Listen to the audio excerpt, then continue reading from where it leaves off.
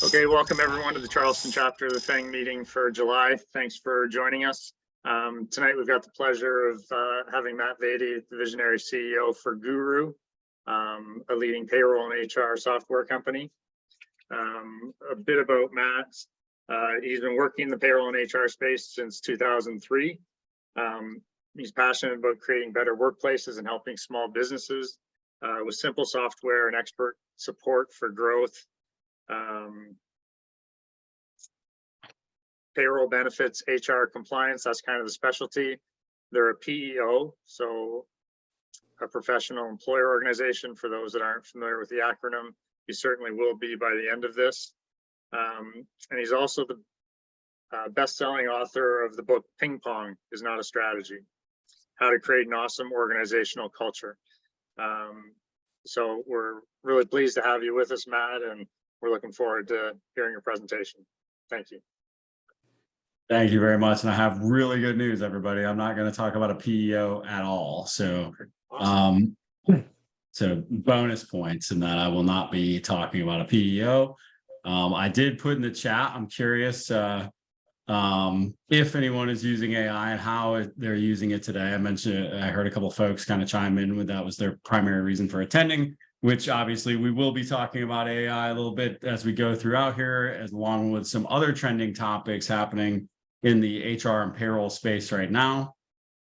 So those trends are predominantly, they're not a whole lot of new trends, which I think is the interesting thing here, which I'm going to talk about in just a moment, is that, what's old is new, and so change is kind of the same thing happening over and over again. But our current trends, what's most topical right now to employers, what's most topical to finance executives, we're seeing, through a lot of data that we're looking at remote and hybrid is still very much top of mind. And we're going to see why here in just a moment. I've got some really surprising data around that. Human resources technology, payroll technology, and AI, and how it's impacting that segment of the business. Obviously, everybody's trying to figure out where this fits in the short term and where it fits in the long term. Upskilling and reskilling of employees, providing resources for employees to grow, develop, find new roles, develop in their current roles inside the organization. We're going to talk about trends we're seeing there and how you can leverage that at your organization. Benefits and comp, again, always a trend. And then employee experience. This is probably one of the things when we look at it, it may be a huge shift when we look at post-COVID of what the focus on employee experience is for employers and how that ties into the AI component as well. So again, a little bit about me. I'll keep it very brief here. So I live in Columbia, South Carolina. It's funny, I gave a presentation earlier this afternoon about generations in the workforce. I'm a Gen Xer. Gen Xer, like many other Gen Xers, I prefer to spend every moment I have when I'm not at work with my family. When I am working, I'm spending time researching things like this, HR topics, what's happening in the market, what do our clients care about, how can we help to better serve them, how can we integrate that into our proprietary technology. I'm a pizza enthusiast. Since most of you are not here in Charleston, I will not ask you for your pizza recommendations. If you are here in Charleston, feel free to put them in the chat. Or if you're in Columbia, I am a Yankee relocated to the South, so I'm always looking for good pizza places to go to and the sleepers. And I was just fortunate enough to go back to New York this past week, a couple of weeks ago, and get some good pizza. So looks like when we look at the chat here, not a lot happening with AI, which is interesting. And let's say just a brief moment about guHRoo. guHRoo is a payroll and HR paisanos or Iggy's in Mount Pleasant. Love it. Thank you, Jim. So guHRoo's payroll and HR outsourcing and software company. We serve about 500 companies around the country in about 40 states. We are a mission-based company. We give away 5% of our business to nonprofits. That's 3% of all of our revenue, 1% of our product, and 1% of our time. Obviously, my goal as somebody who's this passionate about HR, passionate about organizational culture, is that our ripple effect goes beyond just what we do in our day-to-day work, and that we can positively impact the culture of organizations, hopefully some of yours, and that positively impacts communities around the country and hopefully one day around the globe. So enough about me. Let's talk about what we're here to talk about. So TLDR, does anybody know what this acronym means?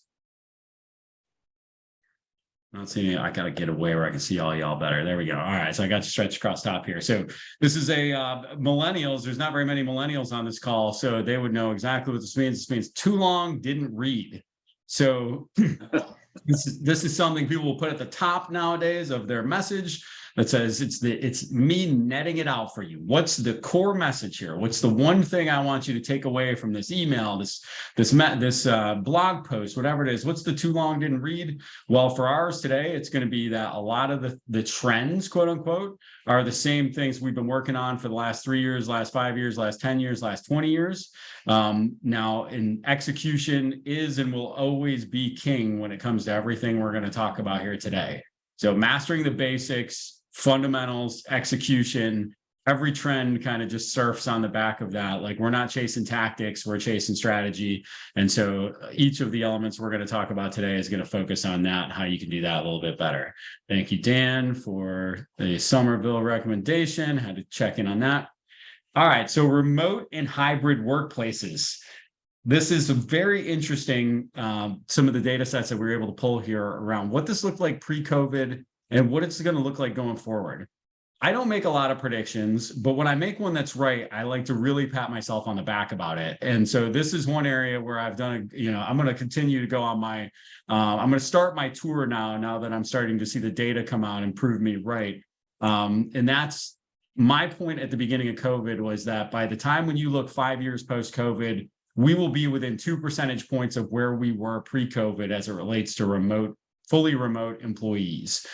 It was a shift that was necessary. It was a shift that was trendy. And it's a shift that we continue to see moving downward back towards the mean. So pre-COVID, I think this is very interesting information. Maybe it's not interesting to you, but it's interesting to me. I'm hopeful with a bunch of finance nerds on the call that an HR nerd can provide some data that makes you compelled as such. So this I found very interesting. So you look from 2017 to 2019, we're going from 3.6 to 5.7%. It's a pretty steady climb, 1% per year. That's not a blip on the radar. However, obviously we see 2020, 2021, people are forced to go fully remote, and this is fully remote here, and this is hybrid here. So that means there's a combination of in-office and at-home work. And so now you'll start to see, though, 2022, we saw it come down to 14, 23 down to 12. We're expecting it to dip again next year. Now that's on the fully remote side. But where is that picking up? Well, it's on the hybrid world. So what we're starting to see now is more employers moving into that hybrid environment, which was almost non-existent pre-COVID. So this is the great compromise. What are we all very good at in business? We're good at the compromise. So what do employers want? They want happy employees. What do employees want? They want freedom and flexibility. What's our compromise? Our compromise is a hybrid environment. And I will say, please, y'all chime in anytime in the chat with any questions, comments, concerns. I'm happy to keep this as conversational as possible. Now, where's our biggest proof point? Who do people look to when they look for guidance on such things? Well, unfortunately or fortunately, they look to Silicon Valley. They look to the titans of the tech world. And what have each of these companies done in the last 6 months and moving forward over the next 6 months? They've made a call back to office. So Amazon is bringing all their employees back to the office. Tesla is bringing their employees back to the office a minimum of 30 hours a week. Meta bringing their employees back to the office a minimum of 3 days a week. And so all of this has happened. All the same companies that were grandstanding, selling off their real estate, telling us how they were going fully remote's the key forever, we've all been missing the boat, are all starting to change course and move back to in-office. And so why is that? Well, I'm sure you all have heard or think some variation of this, but the CEO of Amazon came out and said it himself. Well, it's easier to learn, model, practice, and strengthen our culture when we're in the office together. We all tend to agree on that in some way, shape, or form, except for the people who are really rallying for work from home full time, which is a completely okay position. But who do we tend to let work from home more when we are going into a hybrid environment? Our more senior people. So that's good. So Dan's been with my company for 5 years. He's established in his career. I trust him. I trust him to be self-disciplined. I trust him to work at home. He's got kids. He's dealt with all the chaos of being at home and working from home. Great. Who do I not trust to work from home? Well, the 22-year-old I just hired fresh out of college, she needs to come into the office. She needs to be around people. She needs the mentoring. She needs the coaching. But wait a minute, Dan's at home and she's in the office. How is she getting all the mentoring and coaching when my most senior people are now remote and my junior people, I'm telling they need to be at the office because they need the mentoring and coaching, right? So we're going to see a ton more collision around this over the next few years. Unfortunately, the dust has not fully settled on what this is going to look like going forward. And from the start, we've known that hybrid is the hardest route to go. So fully remote, you know what you're doing. We're going to put all the tools, we're going to put all the processes, all the communication methods in place. Fully in office, we all know how to do that. Hybrid, now we're going to have to account for all sorts of different scenarios. Now we're going to have to account for, some of my teams in the office 1 day a week, some's fully remote, some's here, some's there. And this trickles into everything, right? And it trickles into how much space we need. It trickles into how we onboard, how we hire, how we recruit. It trickles into every piece of the business. So what do we do on this front? What do we do to move forward? My goal here is to provide some actionable intel. I think first and foremost, and we're going to get into AI and HR technology next, you need to review the technology you have in place. We were just talking about it before the call opened up. Said, hey, we got rid of Zoom. We're using Google Meet because we use Google Suite for everything else. A lot of people got rid of Zoom because they use Microsoft Teams. Like, we made a lot of technology decisions in 2020 and 2021 that we have not reviewed since. And I sense that across many organizations that we think we made the fix in 2021. What are the best communication tools? We rolled out Slack. We did away with Slack, whatever the case may be. Well, it's time to do the review again, because now we've got new needs. We've got to put a new plan in place going forward, and we've got to communicate that plan. So one of the things that happened during COVID a lot, we advise a lot of small businesses on, how to communicate things. Particularly, we were, I joke that the COVID was like the Super Bowl for us. We had, our clients never needed us more than they needed us during COVID, right? They had a lot of HR questions, ton of compliance stuff happening, whether it's payroll, whether it's tax compliance, what have you.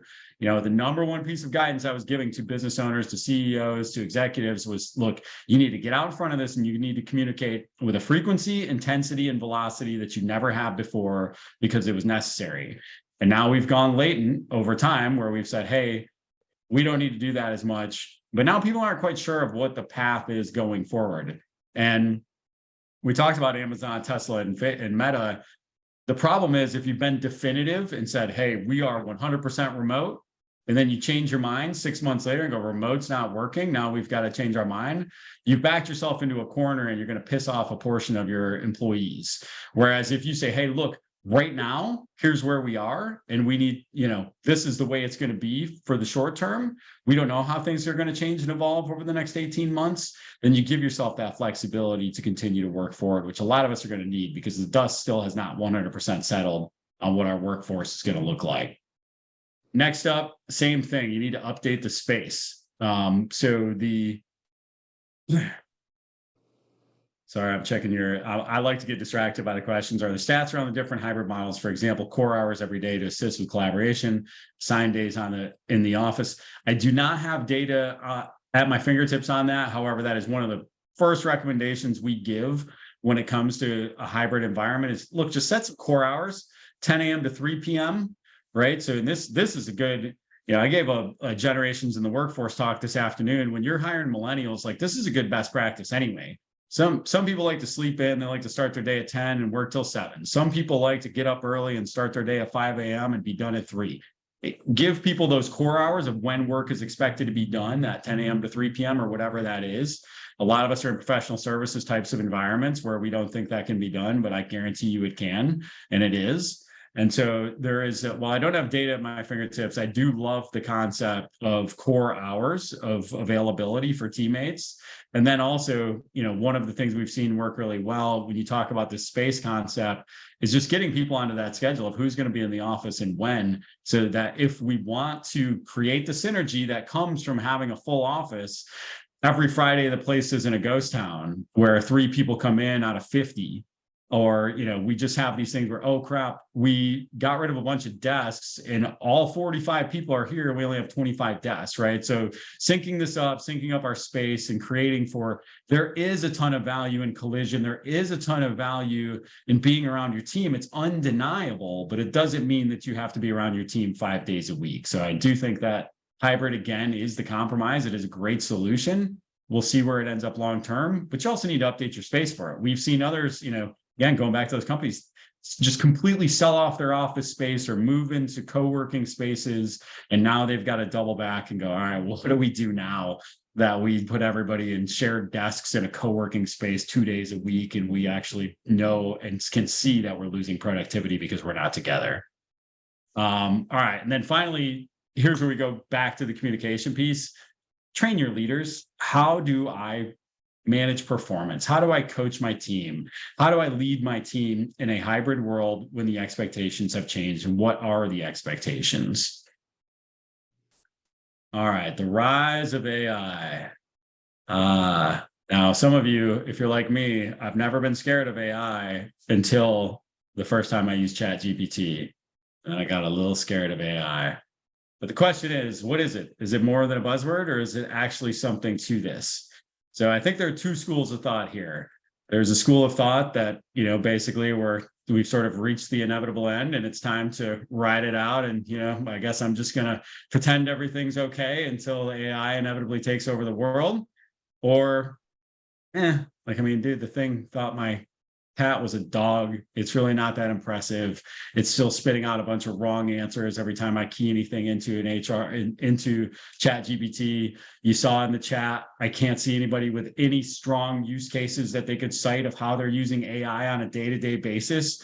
The funny thing is, when I searched around the payroll space to try to find, for the last 2 months, I've been trying to plan an episode of my podcast where I talk about AI in the payroll space and give some concrete examples of ways it's changed the game over the last year. And there aren't any. There aren't any yet. So there will be, but there aren't any great ones just yet. Because the thing is, when it comes to payroll, as an example, payroll is about data calculation that changes based on the state, which that database will never be able to be controlled by AI because it's fluid, right? So we know different counties, different states, different regulations, all have different ways of looking at that data.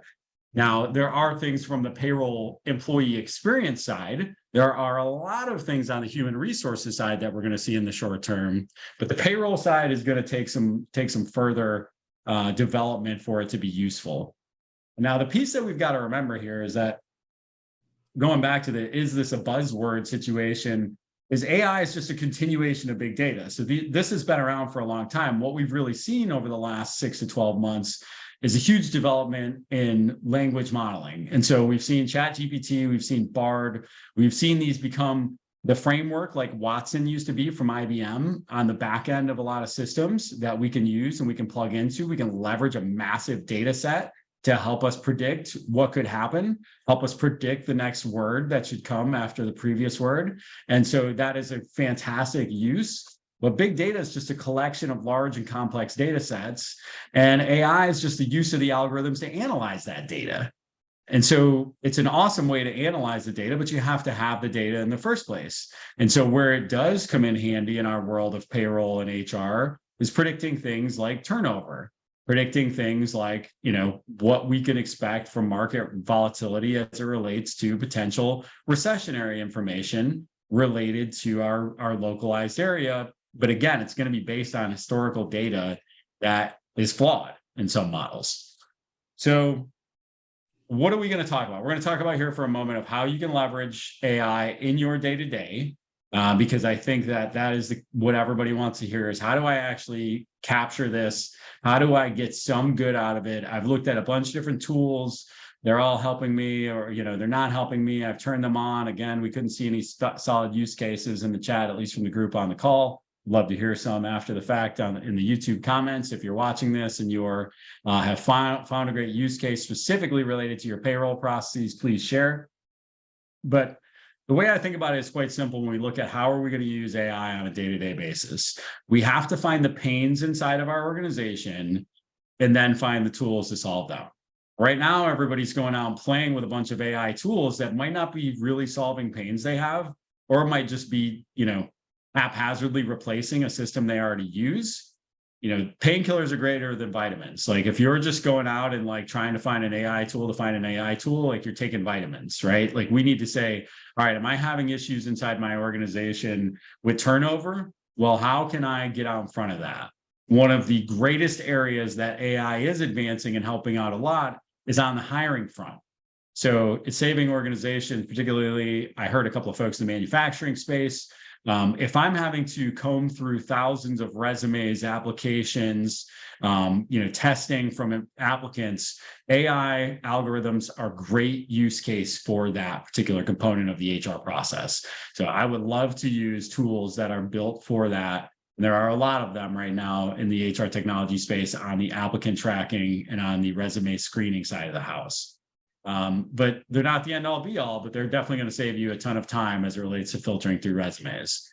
But now, interestingly enough, about 3 days before we're recording this, ChatGPT did release the real game changer for the finance people. And so if I was going to spend my time learning one thing right now and playing with one thing, it would be ChatGPT's new code interpreter. So this was released in the last week or two, I believe, and it's widely available to folks on the paid plan of ChatGPT. What this is going to allow you to do is import large sections of data. It's going to give you predictive analytics. It's going to give you visuals. It's going to allow you to do financial modeling. It's going to allow you to cleanse that data and do forecasting. It is by far the most powerful piece of ChatGPT that's been released so far, because it's the most useful piece. Interestingly enough, they've shut down their access to the internet here for like the last 2 weeks. I don't know how many of you actually use ChatGPT every day.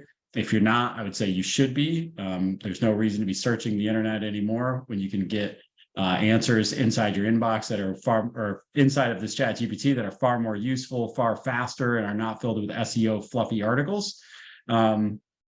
But this is going to be the thing where you should be investing your time if you are interested in AI right now, and particularly you're in the finance sector.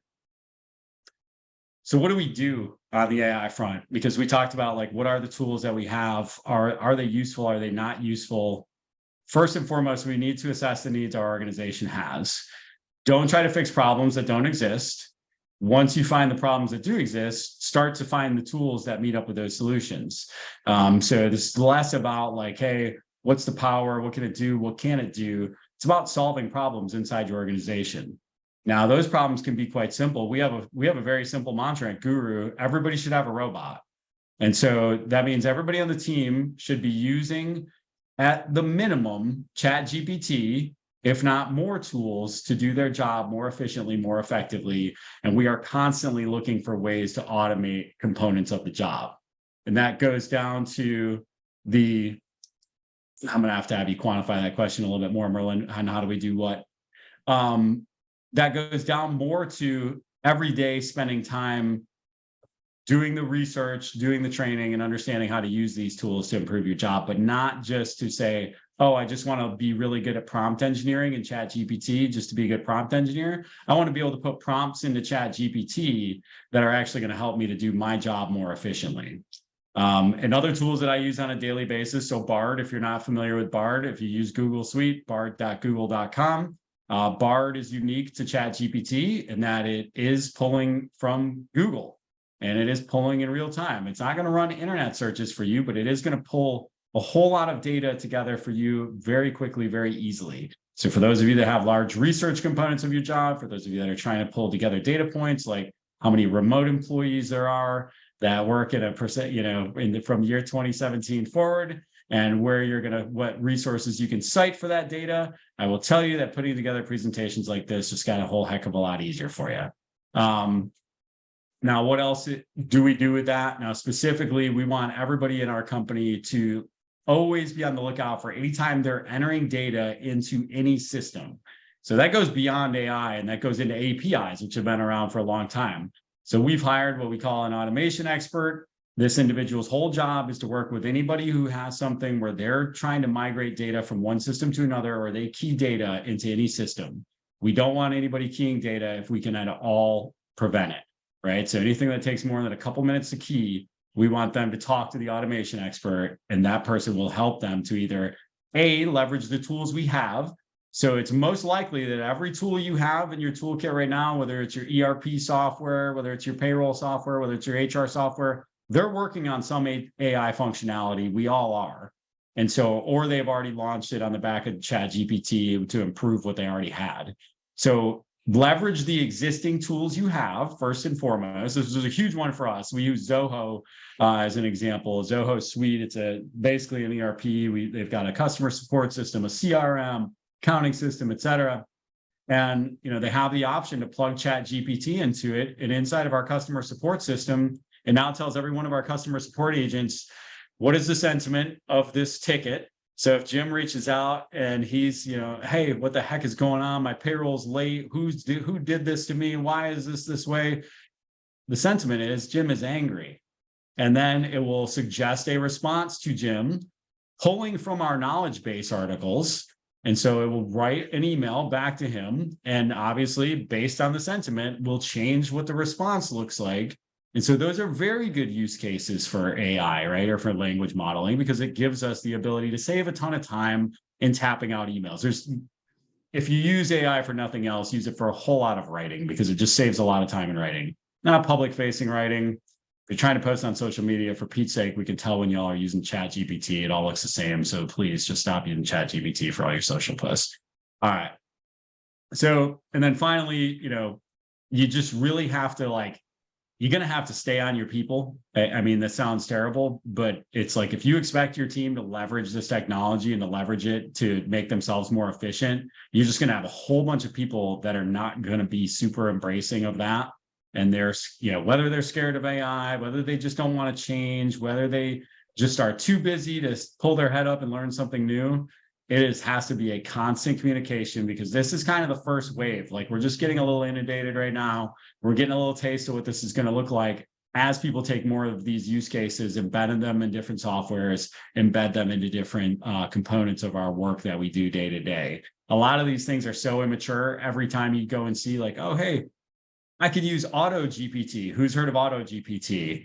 This is something that will work in the background autonomously for you. Well, yeah, ish, with a ton of setup and a ton of rework and with a low level of accuracy. Yeah, it will. But what will it be doing in 6 months? Well, it'll have a beautiful interface on it, and somebody else will monetize it as a product that we can all use. So if you don't have developers on staff, some of these things you're going to have to sit and wait on.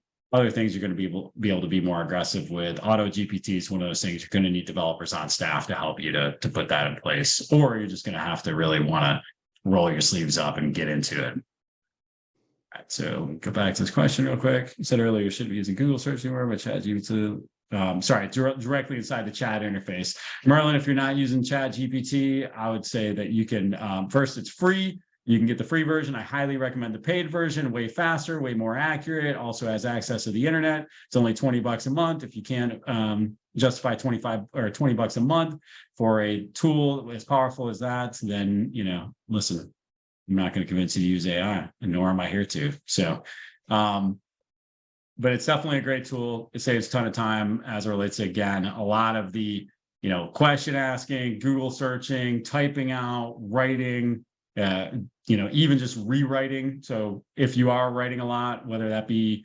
grants, emails, social media, whatever your thing is, hey, can you read this and rewrite it as if you were a proofreader? And if you just go ahead and you can find tons of great ChatGPT prompts out there. What we do is we keep all of our prompts internally in a sort of a shared document. Whenever somebody's working on a really good prompt, we had one just the other day from our social media team.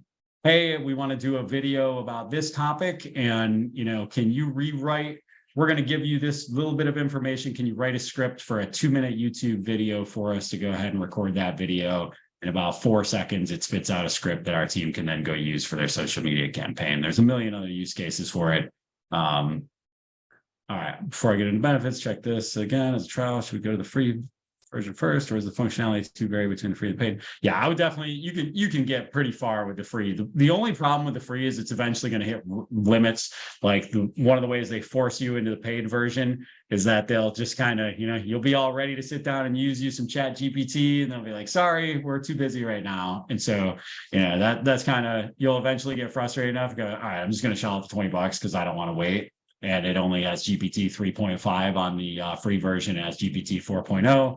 GPT 5.0 is probably that, robot that we looked at earlier that we should definitely all be scared of and probably run for the hills. But so chat GPT in general, it's through 2021 until you use the paid version, which can take direct information from the internet in real time, which is actually kind of fascinating to watch for those of you that have used it. It is not secure at all, Merlin. That'll be the first thing they will tell you. Anything you put into chat GPT they refer to as a test environment, and they're going to look at everything you put in there. And the use cases for what people are using this for, from therapy to having my fake online girlfriend, to having to more of the things like I would use it for, of research and maybe writing an email template. They're pretty wide ranging and varied. They are starting to crack down more on the fake girlfriends. That's what Nick told me anyway. But so there's a lot in there. There's a ton of content out there on how to use ChatGPT. I would say getting comfortable with just like having it open as your tab instead of I'm getting ready to search for this thing. Let me check it here. And then quick fact check on anything of any real importance. So I'll give you one example. So I coach baseball. And I'm like, look, I got to write up some sheets here for some of these kids. They need to know their backups for all these different situations. You're playing left field. You need to know the backups for what happens on every play. I asked a couple of questions. It was so far off. I couldn't believe it. I was shocked.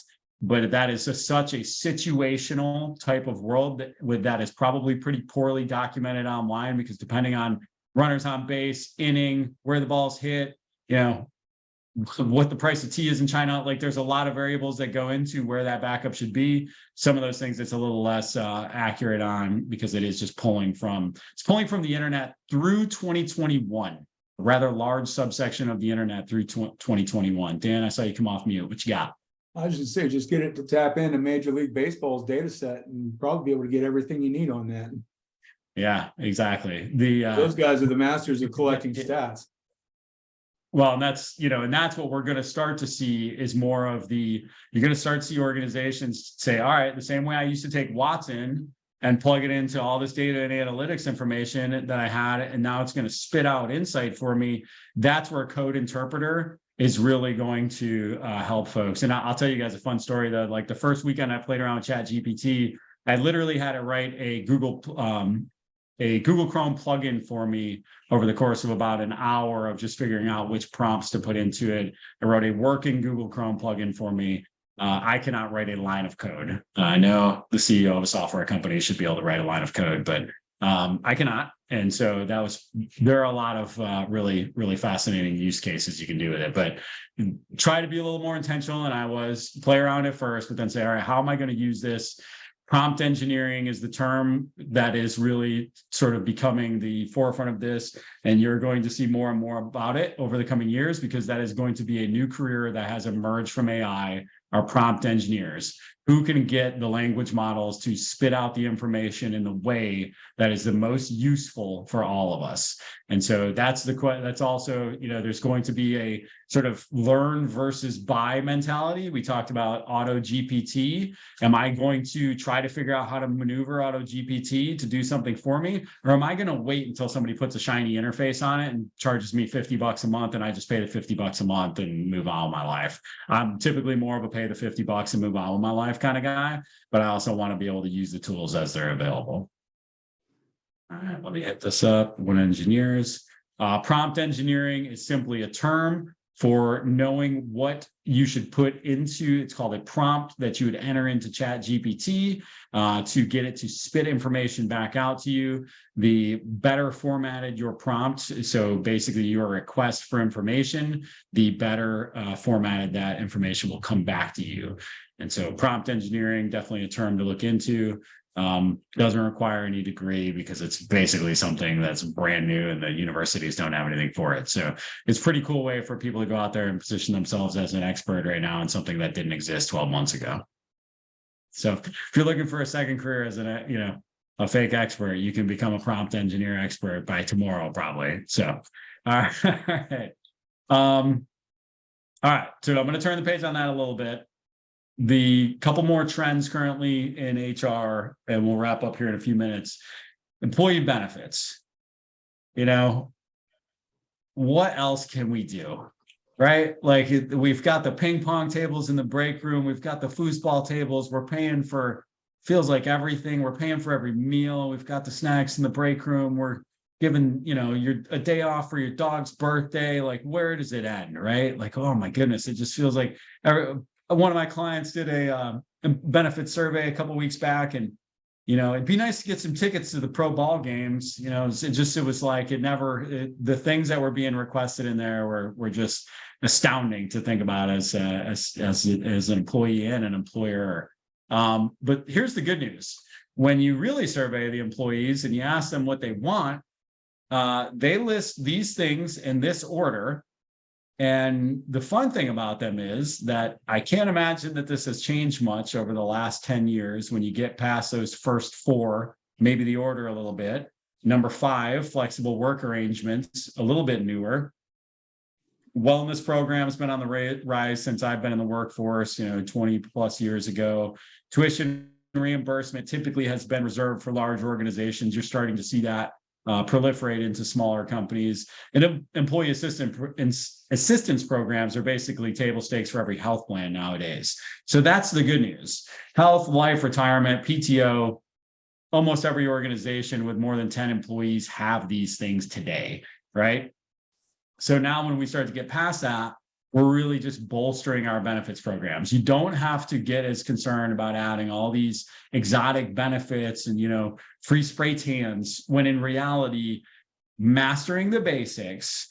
And now here's the important part that people tend to be really bad at because they rely on somebody else to do it when it's something that needs to be owned internally, even if you partner with a broker, an agency, a company like ours, whatever. Like, you have to execute, which means not only providing those benefits, but also educating people on those benefits. And that's not a once a year event. That's not okay, hey, we offer health, here are the different plans, go ahead and opt into whichever plan you want. That should be an ongoing conversation. You're going to have employees ranging from, let's say it's 18 years old, all the way through to retirement age. And they're going to have a wide variety of questions. And when they have questions that they can't easily get answers to, what do they get? They get frustrated. What do they think about the benefits? They think the benefits are bad. Well, the benefits probably aren't bad. And the information that they want exists somewhere in your portal or somewhere in a PDF document somewhere, but they need it a little bit more proactively. So what we're seeing the best organizations do right now is not just offer the plans, but spend time with their employees, not just at enrollment time, but beyond, to help educate them on how to properly use the plans that they've chosen. When to go to the doctor, when to go to emergency room, when to go to urgent care, how to maximize the bang for their dollar, how to maintain their body so that they can live a long and healthy life, and how to use their insurance plans to help them do that. And to purely understand actually what they have at their disposal. The number of times, and I was guilty of this as well, being 25 years old and paying for the gold plan at my employer because I thought, oh, well, it's super cheap to just pay the, a couple $100 a month or $100 a month or whatever, just to opt up into this plan. And it's way better. And then I would never go to the doctor. I would never use it. And so I would just waste my money. And so we want to make sure that we're properly educating people on what's available. We talked about that EAP being a really good example of a benefit that typically lives inside of your benefits program that, is getting the highest utilization ever in history and become more popular ever than in history, as there's a much higher focus on mental health awareness these days. And so you need to make sure your team knows that these things are available to them. And most importantly, automate them. I can't tell you how frustrating it is. I used to hear employees complain. They'd be like, dude, They sell me on what a high-tech environment this is, what a great company is, how progressive they are. And then I show up on the first day and they hand me a 2-inch thick stack of paperwork. The benefits information is impossible to read. I fill out the same forms over and over again. I got to keep entering my name and address and everything into 10 sets of forms and information. Give the people online access to their information. And check this comment real quick. Essentially, the question. Okay. All right. All right. And I know we're coming up on, we got 9 minutes. I will not go over on a 7 p.m. Zoom call Eastern Standard. So upskilling and reskilling, invest in your people. So this is a huge trend right now. It's obviously much cheaper, much better investment to keep around your people who have been with you and to help them to improve rather than to face the cost of turnover, train somebody new, or let's face it, hire somebody new in a different department when you have somebody maybe internally that could be cross-trained or moved over to that department. So not a new concept, but much more intentional in recent years. So what's the difference between upskilling and reskilling? So upskilling is learning new skills to improve your current job performance. So if I was director of marketing and I really wanted to get better at SEO, that would be upskilling, is me taking the time to go to an SEO boot camp and learn more about that. Reskilling would be if I was that director of marketing, but I wanted to learn more about the finance function. And that way, so I could help to make sure all the invoicing got out properly, and I could be a part of making sure that, whatever it may be, me supplementing some staff on the finance side. That's where reskilling comes into place, is taking somebody. We see this all the time in our world. We may have people from client success that, see all the money that somebody in sales makes and decides that they would like to learn more about sales and transition into that role, or vice versa. Somebody in sales who's determined that they just, are getting burnout and making cold calls all day, every day. They want to go and just be on the client success team or in operations or in leadership. So reskilling would fit into that bucket. So what do we do to execute on that? Well, first of all, you need to evaluate where your gaps are. Some of that's going to be one-to-one, hand-to-hand combat with the individuals. We do this on a quarterly basis with our team. We talk through what do you want to improve? What are 2 initiatives you have over the next 90 days? And then we're talking to them around areas we see they can improve. It's got to be a 2-way dialogue. We can't be just raining down on people with, hey, we really think you need to improve at this thing, so we're going to help you define a training program. They've got to have some ownership. They've got to have the ability to take part in that process. Next up, we invest in that success, right? So we talked about the tuition reimbursement earlier. Look, this can be for smaller organizations. This can be as simple as online courses. For large organizations, it can be tuition to accredited universities and kind of everything in between. And it can just be simply investing with mentoring and cross-training from training you already have with other departments inside your organization. But now here's number 3. It's the most important piece, and people miss on it all the time. So how do we measure the efficiency of this? So I'll give you guys a really easy hack to accomplish number 1. I just used it this morning with a batch of people from our marketing team. So I asked the 3 people on our marketing team, I said, hey, 6 months from now, I initially was going to go with 12, but I chose 6. If 6 months from now, you could be awesome at one thing, what would that be? And, something that it just has to be professional related, and it just has to be something that you could either not be doing it right now, or you could be doing it, but just not doing it awesome. And so what would that one thing be? So now they're telling me, okay, hey, I really want to be, one raised her hand and said, I really want to be awesome at Facebook ads. Great. Now her and I can sit down and develop a strategy for her to get awesome at Facebook ads over the next 6 months. And so who wins there? Well, we both win. And how do we measure that? Well, we're going to be able to see by the performance of the ad. So that was a little bit easier than most roles, but there are almost always KPIs tied to roles, or you can find KPIs tied to roles, skills, abilities that you can leverage here. So we've got one more section left. Going to check the chat here before we roll. We have these meetings set for 7, 8:30. So there's no rush except for your scheduling pizza reservations. Sweet. All right, cool. I will go over just a couple minutes then. I think I'm going to come slamming in on 2 wheels here right at 8 o'clock. All right. So employee experience. Now this is, to some people, this is a new terminology. We know about client experience, customer experience. We know about the experience of what we need from people, but we're talking about the employee experience of what is it like to work here. And that starts from pre-hire.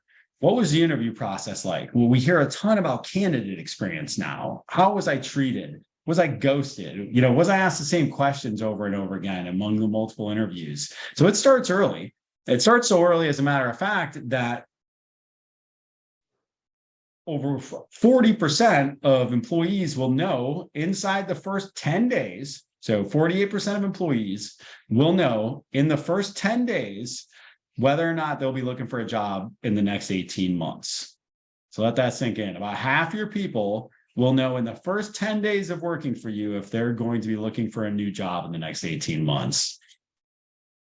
That's it's a spicy meatball. That's something that's really hard to consider, just how important our onboarding, our candidate experience is, those first few days.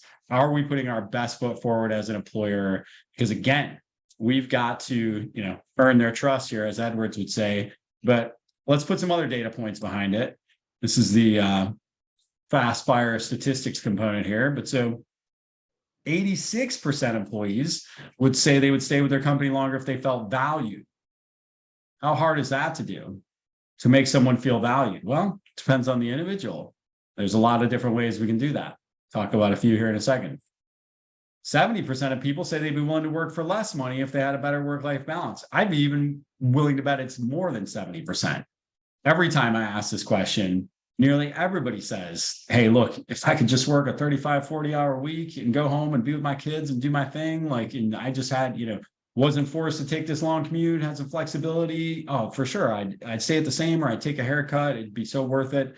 I mean, and even simple math, right? How many exempt employees, exempt salaried employees are working 60 hours a week and then looking at it going, wait a minute, I'm really chewing into this salary here. When you start to back into it, it's not quite what I thought it was. So that one's easy to see. But what makes for a great experience? This is where we kind of tie together everything we've talked about so far. Again, the TLDR, it's not a lot of new stuff here. This is mastering the basics. This is being great at execution. This is providing flexibility, not just flexibility in the form of, hey, I've got a dentist appointment this afternoon. I need to ask for permission. I need to put in, I need to talk to 3 different people just to be able to leave and go get a cavity checked. Offer the flexibility, treat people like grown-ups, give them flexibility of space when you can. Can we put in a hybrid or remote environment? Give them flexibility in the terms of the core hours, like Jim talked about earlier. So that is a huge benefit for millennials, actually one of the top rated behind employee development opportunities. Flexibility of time was one of the that was the second thing behind training and development opportunities that millennials rated for why they choose an employer. And millennials are currently 40% of the workforce, and that is on the rise. So if you don't have a retention and attraction strategy for millennials, then you should. Automation. So what makes for a terrible employee experience? Well, that's, moving around data that could easily be automated. It's doing work on paper that could easily be automated. It's, wasting my time doing work that a monkey could do when I'm a trained and, what I consider to be intelligent individual, and you're wasting my time. And, just quite frankly, having no respect for it and having no respect for my intellect, because you're making me do work that, again, we wouldn't even need ChatGPT to do. We could get the trained monkey to do it. So another great experience. What else makes great experience? I need to grow as an individual. So oftentimes we see people, they do away with performance reviews when times are tight. They do away, we have one-to-ones, but they're not having hard conversations. They're not really pushing their people. They're not helping them grow. And then what do I hear from them when I interview them? And I've interviewed, I guess, over between 5,000 and 10,000 people in my career. I've hired over 1,000 people, so probably upwards of 10,000 interviews. Always hear there was no opportunity for me to grow there. And growth is not just about getting that next promotion. Growth is about growing as a human. Growth is about getting better at your skills. Growth is about becoming an expert. It is the number one thing I hear from people when they say, why did you leave that job? There was just no growth opportunities for me there. So compensation, obviously everybody wants to get paid. They want to get paid market or better for what they're doing. When you're paying below market, you better be you better be getting flying colors on the rest of them, right? So this is something we had to deal with for years. We're about to turn 9 years old next month. And so early days, I've got to convince people to come work for me for far below market. So what do I offer them? All these other things in spades. You can work wherever you want, however you want, whenever you want. I'm going to give you access to the tools you need to do your job really well. I'm going to do my best to pour into you. My guarantee to you is you're going to leave this place better than when you started. And I'm going to make this culture the type of place you're not going to want to leave, even if somebody offers you double what you're making here. That's how you come up against the compensation challenge, but it's never going to hold up. And most of the people on this call are going to have the budget to be able to pay people market or better. And so you can't make excuses. You need to make sure that you're above market or at market with your compensation. And culture, you can read my book, but spoiler alert, you probably can tell based on this. One of the things I learned, I wrote that book. I interviewed dozens of CEOs of best places to work. I was really expecting to find some profound secrets. All I found was kind of the same thing across the board. And one of the gentlemen put it really nicely. He said, you just have to get a B grade at everything. So you don't need to have A's. You don't need to have A pluses, A minuses. He's like, you just can't have a bunch of C's and D's. So when you talk about hiring, performance management, education and training, development, all these things, he's like, you got to have it like at least B's across the board and execute at a reasonably high level. And then you have a great culture. Like people just want to be a part of an organization that values them enough to put the processes in place to take good care of them and their family. Duh, right? All right. Well, I appreciate everybody's time today. As mentioned, feel free to open it up for Q&A as you need here. If you are looking to talk to Nick or I, the common times people call us is when they're having HR concerns or their organization is having HR concerns. They get tired of some of the big box payroll and HR providers, or their team just wants better benefits and they're in the sub 50 market where they're stuck on age banded plans. And so you can reach me at matt@guHRoo.co. It's not .com, which tends to be a pretty common error, which you would expect, but .co is a very real thing, it turns out. So yeah, appreciate everybody's time. Thank you so much for having me tonight. Thanks a lot, Matt. That was great. Open it up for questions. If anyone has questions, you don't have to use the chat anymore. You can just unmute and ask Matt some questions, make him talk some more.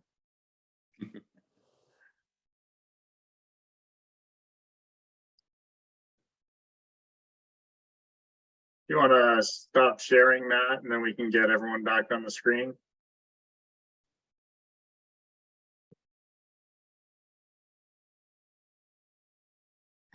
There we go.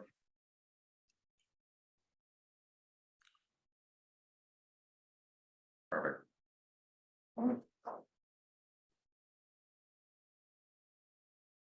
So you talked on the AI on a personal level. I know you mentioned you could pay $20 a month to get on ChatGPT, but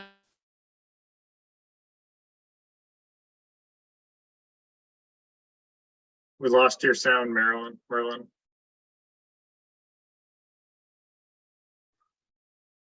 Can you guys hear? No, sir. oh, There you go. can you hear me? Yes, ma'am. Okay. So I was saying, for someone like me that haven't used ChatGPT at all, where do I begin? And in what use? Not coming from a company standpoint, but from a personal standpoint. The most fun way to start using ChatGPT in your personal standpoint would be to say, hey, I'm looking for a job. How can you help me? And it's going to help you to review your resume. It's going to help you to think through ways that, what are some good answers to interview questions? It's going to help you think through some different. So one of the things that we use it for more than anything else is ideation. Particularly, again, our marketing team, as you can imagine, more creative side of the house. I also oversee that team, so they tend to use it more than most. But we've created prompts for all sorts of different scenarios, but I've seen great things about people using it in their job hunt.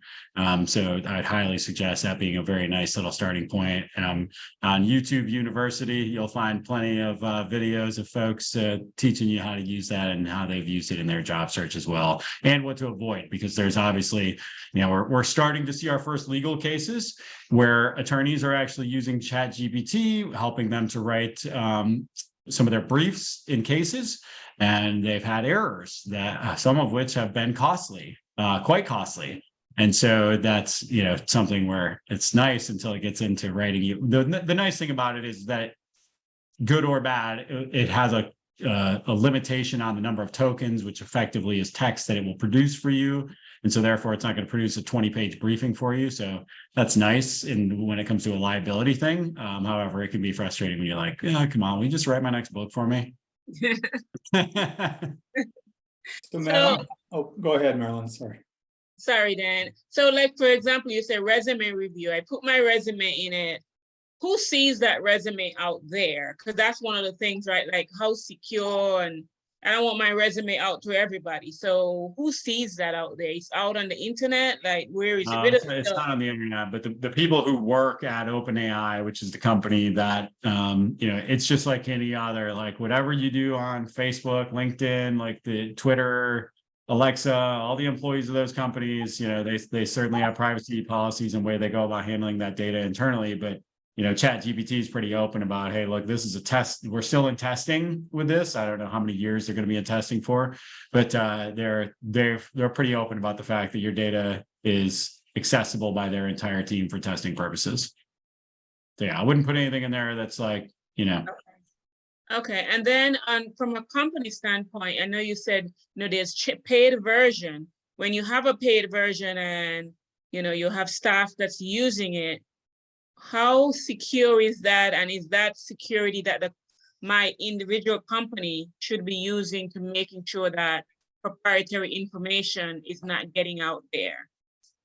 Yeah. So again, it's all mostly, I would not put any proprietary information in there in any way that you'd be worried about OpenAI's team. Now, again, the question becomes like, am I worried about a $10 billion startup using any of my quote unquote proprietary? So for example, in our world, we might use it for a code review. Say, hey, we've got this snippet of code that we're putting into our timekeeping application. Our development team uses it frequently. So that's another good example of our development team uses it too. They'll put snippets of code in there, say, hey, can you review this code for, whatever they're looking to review it for, to make sure it's high functioning code and take out any of the dirty code. Are we worried about a company that probably has 4,000 engineers compared to our, 10? No, not really. So they can take our code and do whatever they want with it, so long as it's not, they're not going to have our entire database of code. They're only going to have snippets anyway. So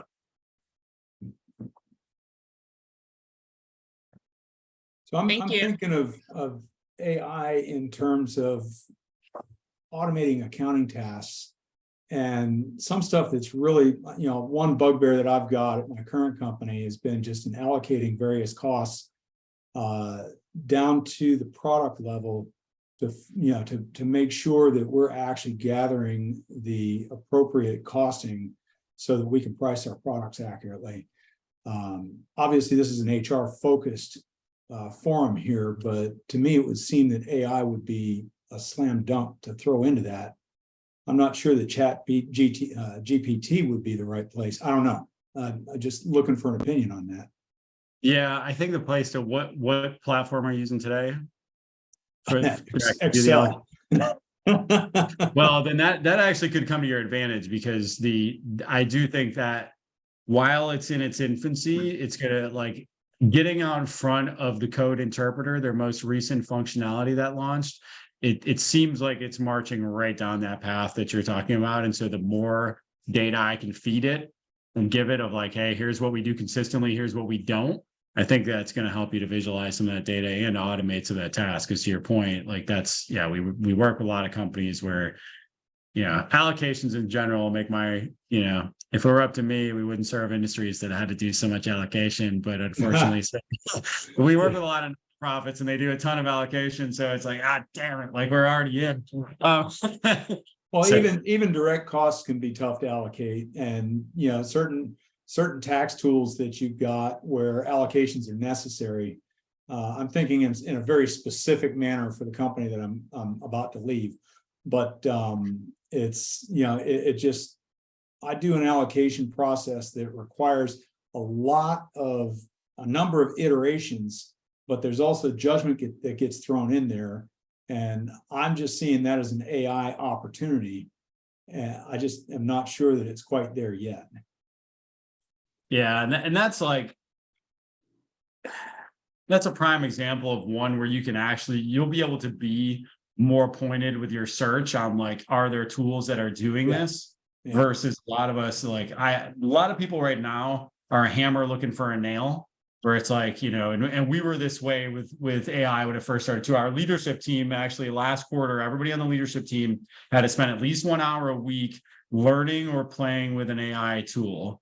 And by about 4 weeks into it, we were like, all right, we're like looking at tools that aren't really solving problems. Like, let's look at our existing tools and how can we leverage the AI functionality inside of them? How do we just use the tools that we're already familiar with? How do we solve the problems that you've identified, like a very big problem? Like, all right, cool. Like, is there a tool that's specifically built for this one problem? Or is it something inside of one of our platforms that we didn't even know existed? Because again, everybody's kind of now just like going, all right, we're just going to tunnel into ChatGPT and use its functionality. We don't know for what yet, but we're like, I loved that example from Zoho Desk was an easy one. It was like, oh, dang, like all we got to do is give them access to our ChatGPT API. And now our support ticket response times are going to take half of what they used to take. Like, sick. It's easy. But yeah, code interpreter, I really wish that it would have launched like 3 weeks ago so I could have some more, because I was like, God damn, this is the tool for finance. Like, and of course it launches like 3 days before I'm coming on here, and I'm not going to have any specific use cases because I'm traveling every day until the meeting. So the maybe next we'll do meeting that Leslie here. puts you into in about 3 weeks, you'll have something better for it, right? That's right. That's right.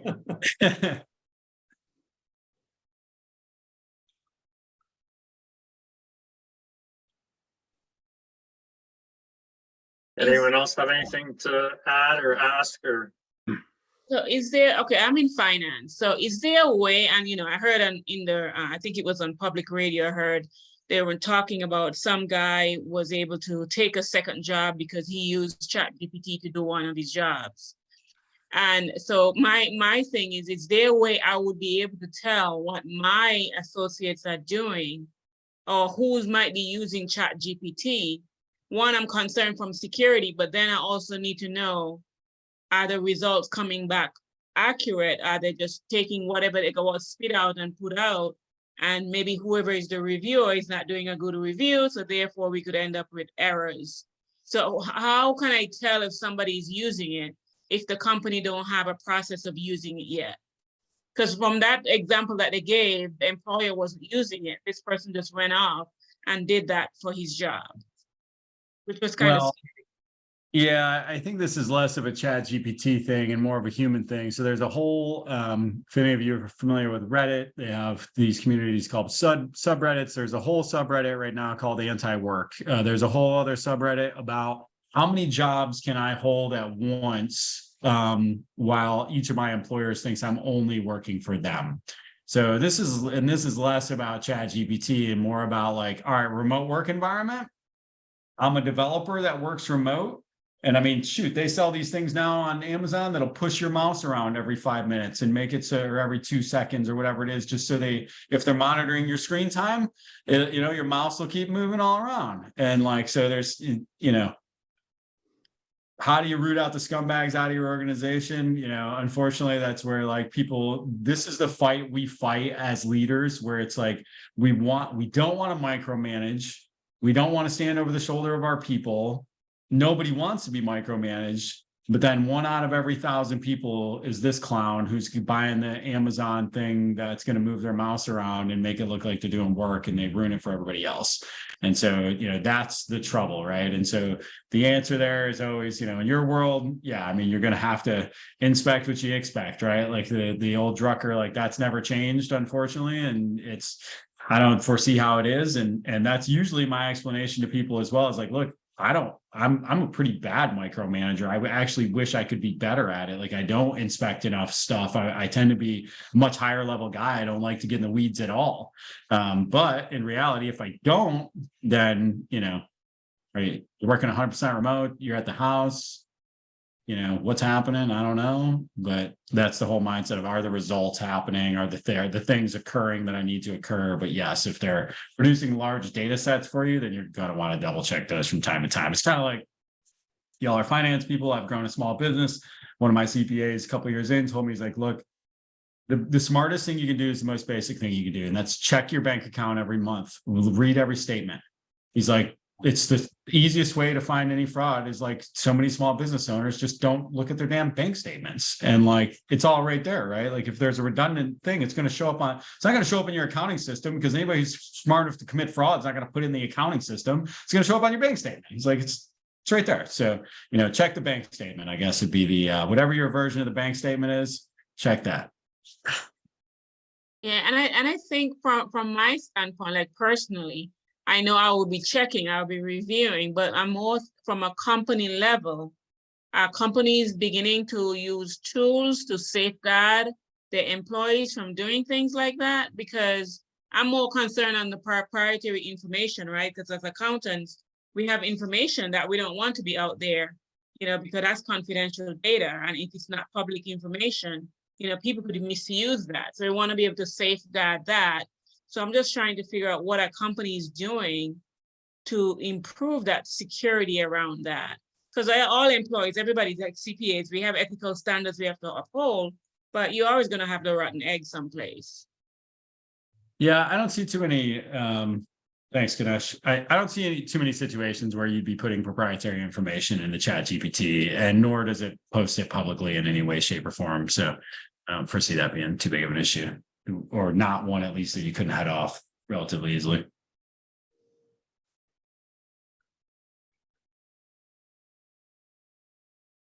All right, well, if there's no further questions, Matt, I want to thank you very much for your presentation and your time tonight. Nick, thanks for being the moral support. I know Matt couldn't have got through this without you. But I've been hearing a lot about ChatGPT, and it's kind of out here, and I haven't really focused and said, okay, I got to spend some time, instead of doom scrolling, I got to focus on kind of getting ahead of the game. And after tonight, that's what I will be doing. So I appreciate your talk and your insight. It was very useful. Well, and I'd be happy to do a session on that, Jim. The prompt engineering. Just what are some basic prompts we can use? That I didn't know we had a bunch of noobs with ChatGPT here, man. It's a whole new world. Like, let's go in. I was about to just open it up. The more questions Merlin asked, I was about to just open it up and start throwing some stuff in there and going through it in real time. But happy to do it anytime. I appreciate y'all so much for having me. We're too busy with our green eye shades down inside the ledger, It's not even tax season, man. Come on, it's July.